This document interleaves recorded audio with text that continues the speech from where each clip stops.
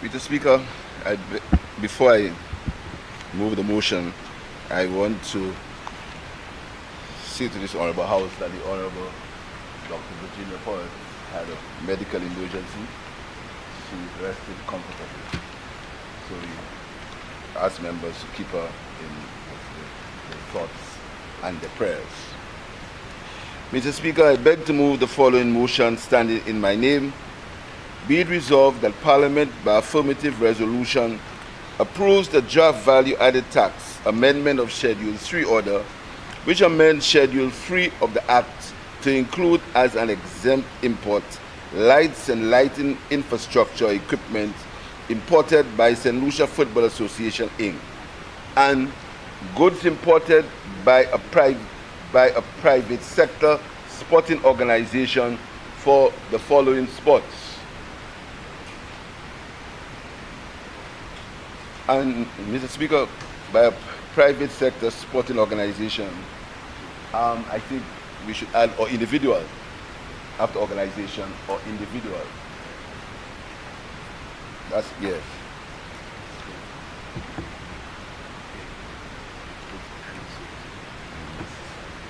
All right. So, goods imported by private sector or in the sporting organization or individuals for the following sports: aquatics, badminton, basketball, boxing, bridge, chess, combat sports, cricket, cycling, darts, football, golf, hockey, horse training, lawn tennis, horse racing, lawn tennis, netball, rugby, sailing, softball, squash, swimming, table tennis, tech ball, track and field, and volleyball. Goods or services, Mr. Speaker, you can add in services imported by a person who in conjunction with the government embarks on an undertaking that has been approved by Cabinet. Mr. Speaker, this motion seeks to clarify the situation. Goods and services, yes. Goods and services, thank you. Mr. Speaker, this motion seeks to put something in perspective. The St. Lucia Football Association, they're embarking on the renovation of some playing fields in the country, particularly those owned by them or run by them, which is the one in Dennery. And then we found that they imported light fixtures, etc. But according to the VAT Act, the duty could be waived because we could give them incentives to waive the duty, but we could not waive the VAT because according to the VAT Act, these lighting fixtures were VATable. Now, the Football Association is not a profit-making business, and it was to improve the sports facilities in the country.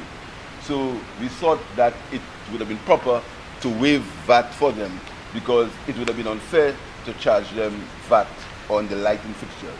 So this is why we are asking for an amendment of the VAT Act. And as you know, Mr. Speaker, Cabinet cannot waive VAT. VAT has to be waived by Parliament, Mr. Speaker. So this is why we are asking for a waiver of VAT on the lighting infrastructure and the equipment imported by the St. Lucia Football Association. Secondly, Mr. Speaker, you heard how St. Lucia has been doing very well in sports. In fact, in 2023, the sports in St. Lucia, we won the most tournaments, we had the most victories almost in the history of this country. And we must compliment the sports people of this country and the Minister of Sports, Mr. Speaker, for the achievements in sports, Mr. Speaker. So we are, Mr. Speaker, this government can pride itself on building the George Orwell Stadium. And I'll tell you something, Mr. Speaker, the George Orwell Stadium will be restored to its former glory very shortly, Mr. Speaker. As soon as construction of St. George Hospital is complete, the George Orlem Stadium will be brought back to its former glory, Mr. Speaker. Also, Mr. Speaker, the Darren Sammy Stadium was also a creature of this government, Mr. Speaker. And I recall, Mr. Speaker, when there was a cricket tour, and these things will go in my memoirs, Mr. Speaker. When there was a cricket tour, the Australians were visiting St. Lucia. The Honorable Mario Michel was Minister of Education and Sport. And we took the decision that we would have foregone repairs on the Mindofila Park, because the money that we would have spent there, it would have been better if we spent it on the Darren Sammy Stadium, Mr. Speaker. And as usual, they said, Mario and I fighting. As usual, big headlines. The parliamentary rep for Castries East and the Honorable Mario Michel are fighting. Just like what happened last week, Mr. Speaker. We were speaking about moving jazz, because, Mr. Speaker, you're thinking about moving jazz to stand on the south. And as usual, the Prime Minister and his deputy fighting. Mr. Speaker, those who wishing and hoping for us to fight, we will not fight. So if it's in the... So jazz, Mr. Speaker, will open in March. And there was no fight, so the opening of jazz will take place. That's just an aside, Mr. Speaker. So, Mr. Speaker, we thought that we would, to cause sports equipment, which is very expensive, Mr. Speaker, to cause it to be cheaper, more affordable, and to cause everyone to be able to pride themselves, Mr. Speaker, with having their own sporting gear. We thought it would have been worthwhile to remove VAT on sporting equipment, Mr. Speaker. And there's a whole range of sports. All the sports, including golf, Mr. Speaker. We have removed VAT on golfing equipment so that golf can be, most people can play golf, Mr. Speaker. And they can get the golfing equipment a little cheaper because VAT will have been waived also on golfing equipment, Mr. Speaker. We are equal opportunity people, Mr. Speaker. So those who play golf will get their golfing equipment cheaper because we've removed VAT on golf, Mr. Speaker. The same way we've removed VAT on football, and that, once the sport, Mr. Speaker, the government will support. So we support football, we support cricket, we support darts, we support golf, we support all these sports, Mr. Speaker. So we've removed VAT on these items. Swimming, Mr. Speaker, track and field, volleyball, once the sport, there is no VAT on the equipment. And finally, Mr. Speaker, we believe it was necessary at this time to remove VAT on goods and services imported by a person in conjunction with the government embarks on an undertaking that has been approved by Cabinet. Mr. Speaker, we are